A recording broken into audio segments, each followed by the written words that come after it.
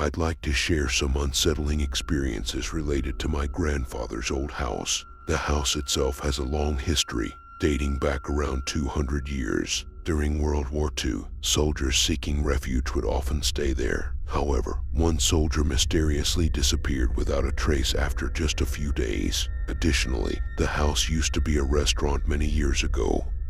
Around 40 years later, my grandfather found an old cross in the garbage and decided to restore it.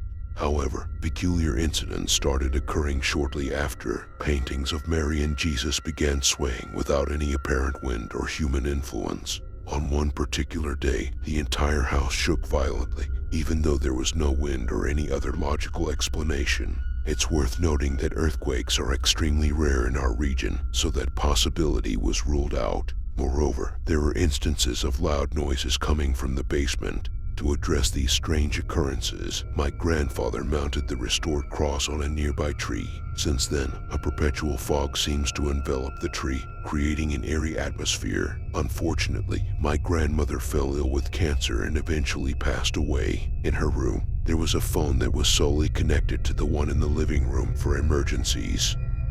It was not possible to call anyone else with that phone. A few days after my grandmother's death, the phone in the living room rang, displaying my grandmother's phone number. When we answered, all we could hear was heavy breathing before the line abruptly disconnected. What made this even more perplexing was that the phone downstairs lost its connection, and the phone contract was terminated soon after.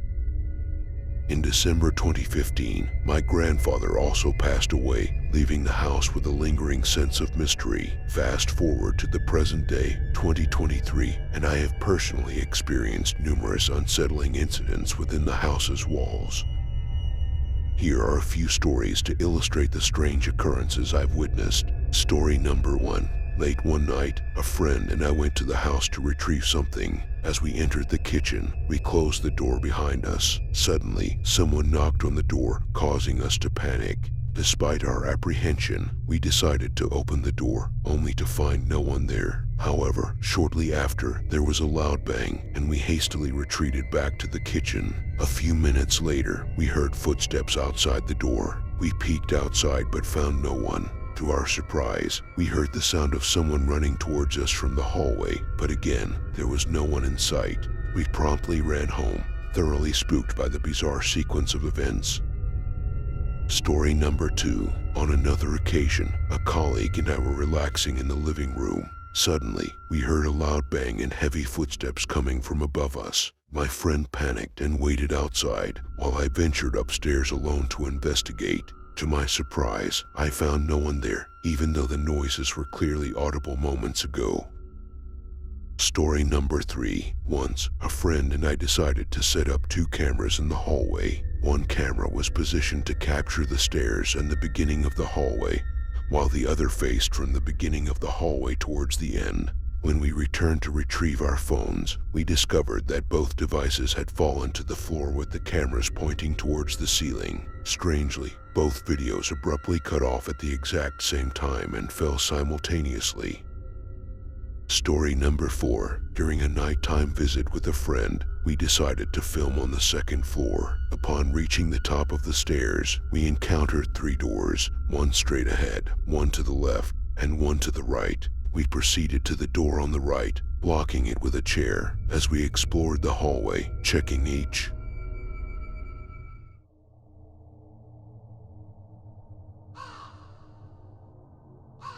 My grandmother recently passed away, and she left me a house that had been vacant for several years. The property, which was once a beautiful home, had fallen into disarray due to squatters, animals, and local drug users taking over. Determined to clean up the house and sell it, I embarked on the daunting task.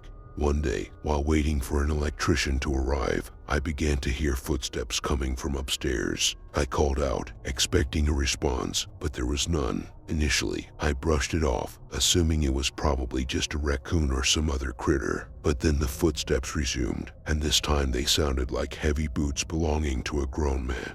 I'm a 21-year-old female, petite and not particularly intimidating, so I decided it was best to call the police for assistance. I went outside and sat there, keeping my eyes fixed on the only entrance to the house, waiting for the cops to arrive. When the police showed up, they thoroughly searched the house, but found no one inside. Perplexed, they left, and I decided to go back in and wait a little longer. To my surprise, the footsteps started again. Frustrated and on edge, I grabbed a crowbar I found on the floor and mustered up the courage to venture upstairs, while shouting, "I can hear you. If you just leave now, I won't call the police again. This house is no longer empty, so please leave." I scoured each room. I received no response but continued my search. As I entered one particular room, I was struck by an intense coldness. Despite the sweltering heat outside, this room felt like it had plunged into winter. And then, standing there, I heard a voice distinctly say, "Leave."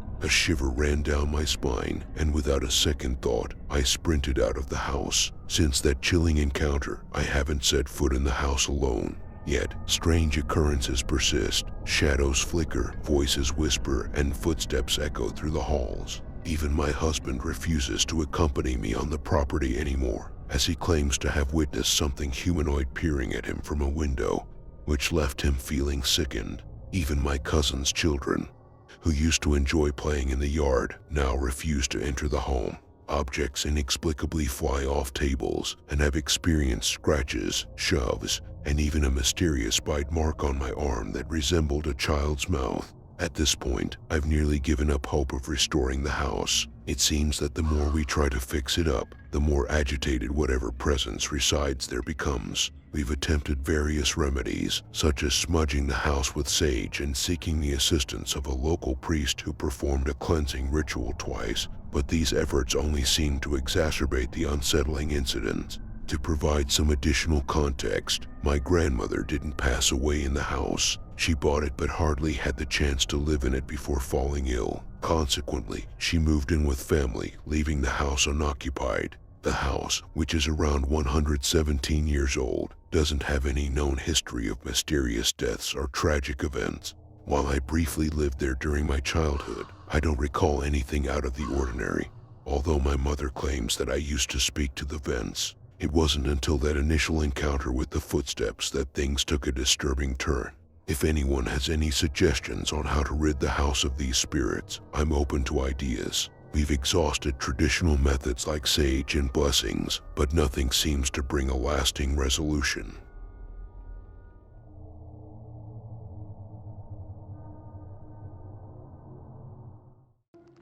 Residing on the second floor of an apartment building, I've grown accustomed to the sounds of life drifting up from the street below. Children's laughter, the chatter of neighbors, and the occasional game of soccer serve as the soundtrack to my daily routine. However, there was always an unspoken understanding that the evening hours belonged to tranquility, with the noises tapering off by 8 p.m. Tonight, however, was different. As I sat on my bed near the window, the clock read 10:10 p.m., and I could hear the unmistakable voice of a young boy. Curiosity piqued, I peered outside, but the street appeared deserted. Yet, his voice, clear as day, seemed to emanate from directly beneath my window. It was a simple plea, repeated at regular intervals, "Mom." Initially, I dismissed it as an echo of distant sounds, perhaps blending with the wailing sirens that punctuated the night. But as the minutes ticked by, the unusual nature of the situation became apparent. The boy's tone remained unvarying, as though a recording on loop. Every 5 seconds or so, he uttered that single word, "Mom," without missing a beat. Strangely, despite his persistent cries, there was no response from anyone, not even his mother. It was as if his voice existed only for me to hear, separate from the awareness of those around me. At first, I hesitated to share this odd occurrence, considering the peculiarities of the situation. However, a few minutes later, an unexpected development unfolded. Amidst the continuous repetition of the boy's plea, another voice broke through, a faint, yet commanding voice intoning a single word, "No." It belonged to a man, characterized by a raspy and resolute timbre. Eagerly, I strained my ears, expecting to hear the boy's voice in response. But to my surprise, there was only silence, accompanied solely by the whispering wind. The encounter left me with a sense of unease, my thoughts racing to comprehend the inexplicable nature of what I had witnessed. How could a voice persist so tirelessly without garnering any reaction from those nearby? Was it a figment of my imagination, or was there a more profound and enigmatic force at play? As I contemplated these questions, an unsettling presence settled over me, an eerie reminder that some phenomena evade logical explanations. Restless, I resigned myself to the mysteries of that night, the echoing plea of the boy and the cryptic utterance of the unseen man etching themselves into my memory. There are realms and dimensions that elude our understanding, where whispers linger and secrets unfurl. And in the depths of the night, when silence reigns and the shadows dance, I am left to wonder about the untold stories that remain hidden, waiting to be unveiled by those willing to listen.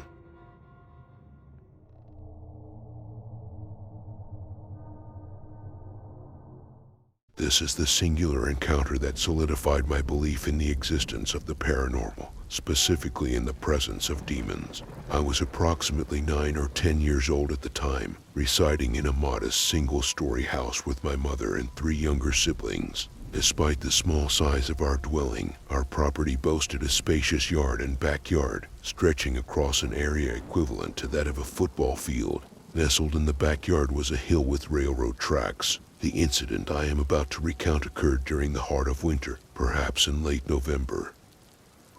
It was noon, and as I scoured the house for something to watch, I approached my mother and requested her assistance. In her quest to prepare lunch, she suggested a documentary centered around a notoriously haunted house in our very own hometown of Indiana. If memory serves me correctly, the documentary was titled The Demon House, though I cannot be entirely certain. Intrigued by the prospect of delving into the unknown, I found the documentary and commenced viewing, oblivious to the fact that it was far beyond suitable for someone of my tender age. Throughout the entire documentary, the narrator emphatically proclaimed, "The truth is, this video is haunted." My mother and I dismissed these claims as mere sensationalism, completing the documentary with an air of indifference.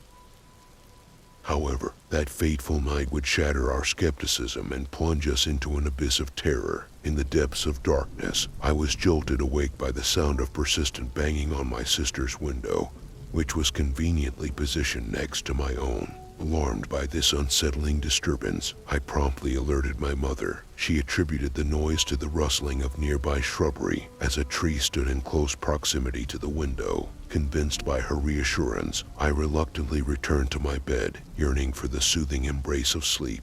Little did I know, the source of the disturbance would shift, relocating from the back of the house to the left side, traversing from the rear to the front. Now positioned near the kitchen area, I pleaded with my mother once more to investigate the unnerving occurrences unfolding within our sanctuary. Acknowledging the gravity of the situation, she summoned the police in a desperate bid to unravel the mystery shrouding our abode.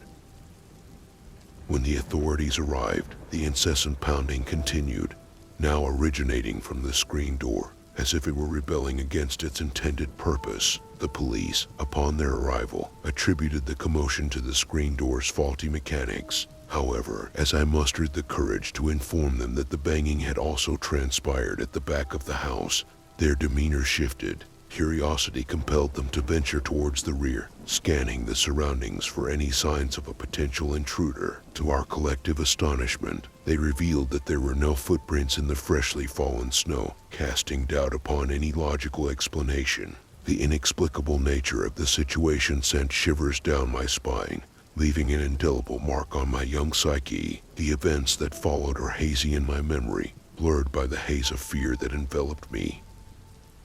As the first rays of daylight pierced the veil of night, I awoke to the sound of insistent pounding, emanating from the window mere inches from my head. Startled and filled with trepidation, I sprang out of bed, hurriedly flinging the blinds open, expecting to confront the source of the disturbance. To my bewilderment, there was nothing, just an empty void, devoid of any visible entity. Seeking solace and guidance, I confided in my aunt, who possessed some knowledge of matters beyond the mundane. She promptly arrived, armed with incense reputed to ward off malevolent.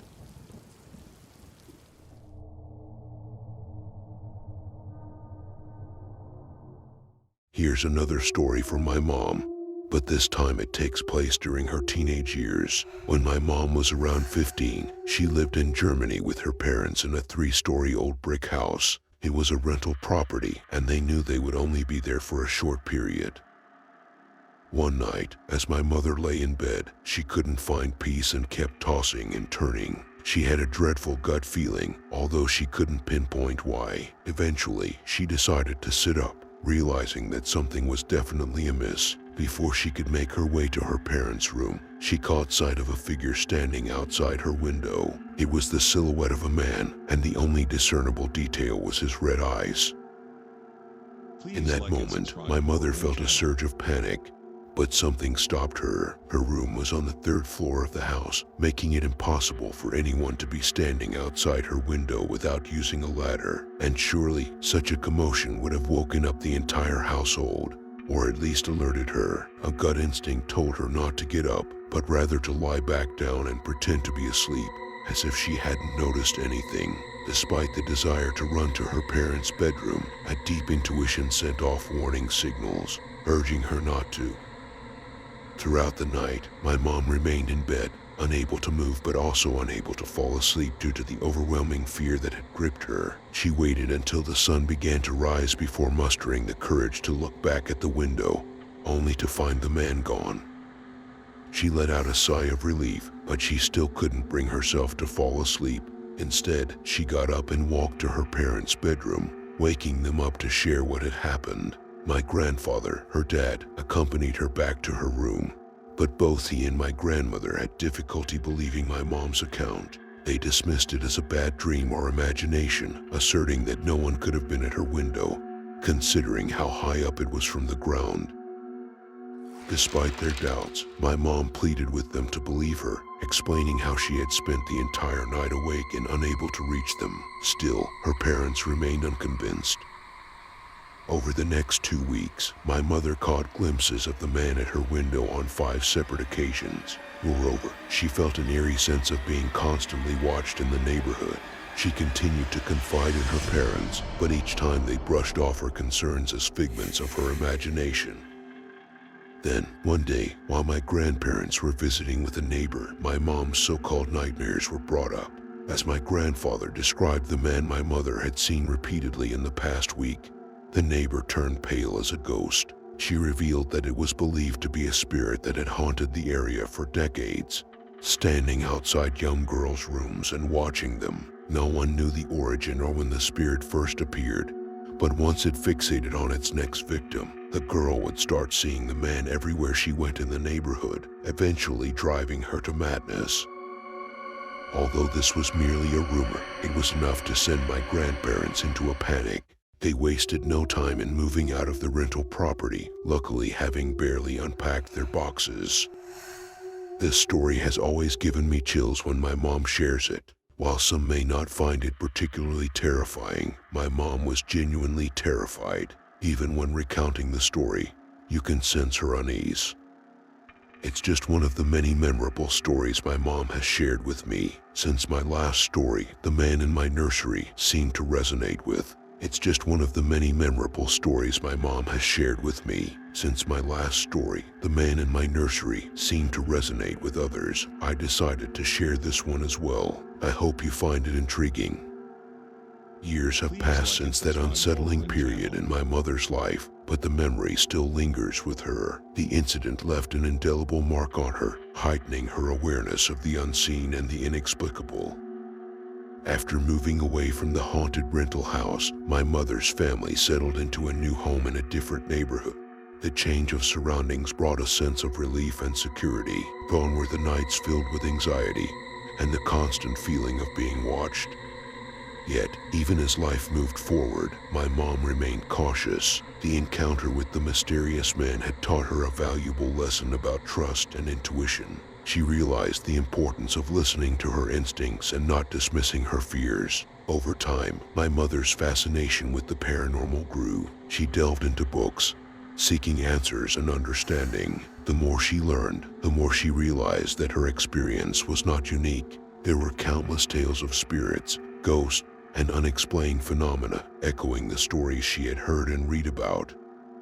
Eventually, my mom developed a deep interest in helping others who had encountered supernatural occurrences. She became involved in paranormal investigations and joined a local group of enthusiasts. Together, they embarked on quests to unravel the mysteries of the unseen. Through her newfound passion, my mother found solace and empowerment. She discovered that she was not alone in her experiences and that she could make a difference in the lives of those who had encountered similar situations. Years passed, and my mother's involvement in the paranormal community flourished. She honed her skills, expanding her knowledge of the spirit world and the various phenomena associated with it. She became a trusted resource for those seeking guidance and support. But despite her growing expertise, my mom never forgot the chilling encounter that sparked her journey. The memory of the man with red eyes remained etched in her mind, a constant reminder of the inexplicable and the importance of vigilance. Today, my mother continues to explore the realms beyond our understanding, sharing her stories and wisdom with others. She remains a guiding light for those who have encountered the unknown and a beacon of hope for those seeking answers. As for the mysterious man who haunted her youth, his true identity remains a mystery. Perhaps he was nothing more than a figment of her imagination or a residual energy trapped in the fabric of time. Whatever the case may be, his presence in her life served as a catalyst for her journey into the paranormal. And while she may occasionally feel a shiver down her spine or catch a glimpse of something inexplicable, my mother faces each encounter with strength and determination. She is a testament to the power of embracing our fears and transforming them into sources of knowledge and empowerment. So, as I recount my mother's story, I am reminded of the resilience of the human spirit and the unending quest for understanding the mysteries that lie just beyond our grasp. And I can't help but wonder what other extraordinary tales await us in the hidden corners of our world. Horror channel.